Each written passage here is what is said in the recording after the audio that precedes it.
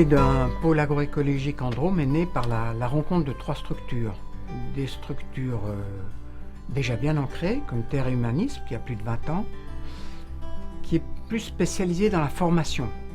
Le jardinage, l'agroécologie, y compris pas mal en Afrique, sous l'impulsion de Pierre Rabhi.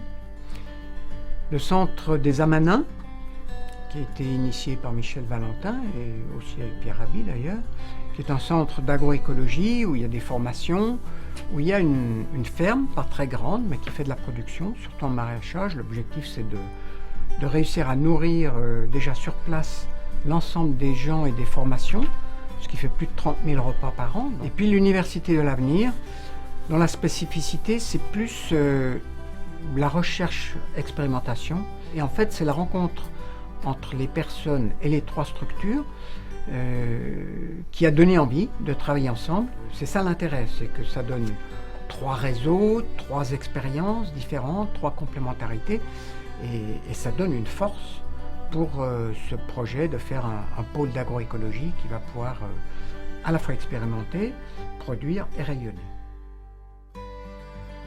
Lors de l'acquisition de la ferme des Buis, qui se trouve, c'est une ferme de 120 hectares qui est juste à côté de la ferme des Amanins, l'idée a germé de faire un pôle agroécologique porté par les 3 structures. C'est une ferme avec un grand espace de forêt, mais c'est une forêt qui n'a pas un avenir de production sylvicole très important. Du coup, on voudrait développer beaucoup d'activités agricoles en lien avec cette forêt. Notre ferme est en transition, en conversion bio, et aujourd'hui, on est en train de construire le programme de production et d'expérimentation à venir qui va se mettre en place sur les 5 à 10 ans à venir. Donc derrière ce pôle, il y a tout un staff de chercheurs et d'expérimentateurs qui sont prêts à donner un coup de main et à travailler sur le sujet.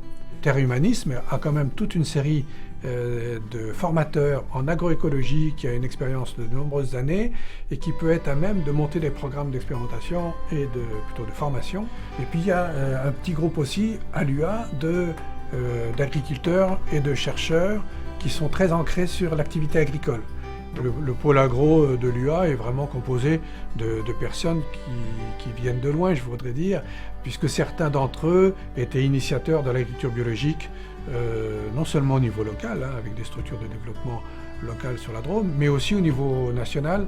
Et c'est ce rapprochement de tout ce groupe qui porte, à mon avis, tout l'intérêt du projet, puisqu'on a toutes les compétences qui se retrouvent sur un même idéal. Tout seul, on va vite, mais ensemble, on va beaucoup plus loin. Si vous pouvez nous aider, c'est super.